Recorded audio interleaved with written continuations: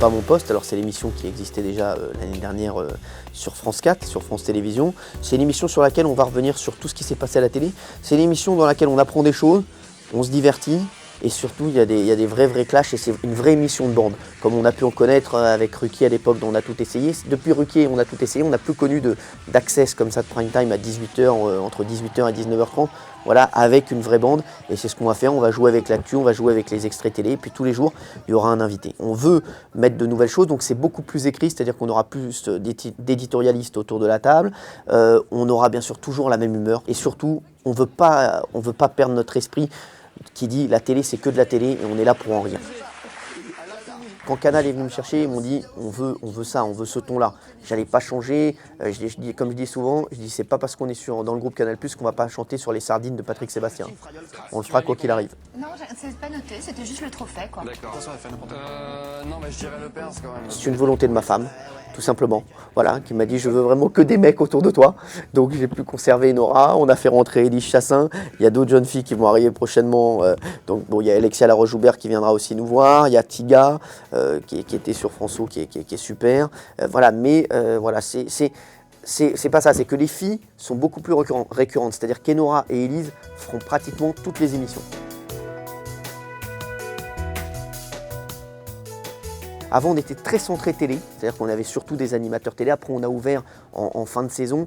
Mais là, voilà, on va avoir Gad Elmaleh pour la première. On aura Jennifer le lendemain. On a très vite Danny Boone qui viendra nous voir, je ne sais plus, dans 3 ou 4 semaines pour la sortie de son film.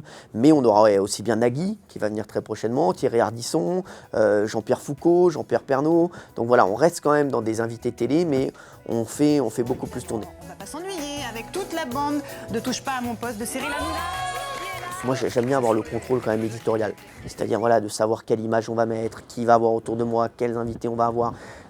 Le truc, il y a des gens aussi qui pensent production, qui se disent argent, bien sûr, il veut faire de l'argent. C'est pas ça. C'est surtout vraiment, moi je me suis retrouvé dans des productions que j'ai regrettées après. Je me suis dit, si j'avais pu faire les choses, je les aurais peut-être pas faites comme ça. Et là, j'avais pas mon mot à dire. J'étais pas producteur de l'émission. Là, au moins, on contrôle l'émission de A à Z.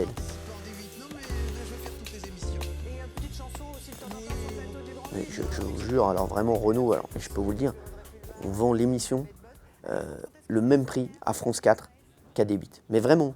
Et on la vend un petit peu moins cher, bien sûr, parce qu'on est en quotidienne. Donc, mais si j'avais eu la quotidienne de France 4, qui était dans les tuyaux, j'avais exactement le même budget. Le choix, il s'est fait vraiment sur le projet de D8. Et puis, j'ai un petit peu peur en ce moment, voilà, ce qui a joué aussi, c'est qu'on parle beaucoup de France 4 chaîne jeunesse. On dit que France 4, ça va passer jeunesse. Je me suis dit, si je reste sur une chaîne et que je me retrouve à lancer les Kirikou et les Teletubbies, ça va pas être pour moi. Donc là, je me dis, si c'est pour qu'en janvier, on me dise, bon, on peut plus le faire, on doit faire une chaîne jeunesse, bon, ça me faisait un peu flipper aussi. J'espère, comme disait Jacques Chirac, ça va pas faire pchit, hein, bien sûr, mais bon, on espère que ça va marcher. Mais c'est vrai que c'est un vrai tournant. On sent aussi qu'il y a un vrai engouement pour D8. On l'a vu déjà sur le lancement où les chiffres ont été très bons. Voilà, on sent que les gens ont envie aussi de trouver une nouvelle offre en télévision. Et moi, j'ai été séduit par le projet. Et puis voilà, c'est vrai que mes jeudis à la télé, ça va tellement vite, vous savez. Peut-être que dans 2 mois, on dira, Hanouna, c'est l'événement du Pôle emploi. Vous voyez, c'est vrai. À s'en écarteler, d'atteindre. On sent que c'est une chaîne qui va être populaire, mais on sent aussi qu'il y a quand même la patte Canal. Moi, je le vois sur la lumière des plateaux qui est magnifique. Ils essaient toujours de donner le meilleur aux téléspectateurs. Moi, c'est ce que j'ai aimé. Et puis, il y a un vrai esprit Canal, même dans la bande. Moi, je m'entends vraiment super bien avec les dirigeants de Canal. J'espère que ça va durer, parce que si demain, je leur fais 50 000 téléspectateurs, ils diront, bon, Hanouna, il est bien sympa, mais bon, il viendra, on ira faire des bowling avec lui, on l'arrête à l'antenne. Mais c'est vrai que je sens un vrai esprit. On est tous dans l'aventure. On se dit, si on se plante, on se plantera ensemble, et si on réussit, on réussira ensemble. Et moi, c'est ça qui m'a plu aussi dans le projet, de me dire, écoute, voilà, ça sera une aventure à vivre. Et hier, on a lancé la chaîne avec Bertrand Méheux, quand j'étais à ses côtés et qu'il a poussé le bouton pour dire, ça y est, on lance D8.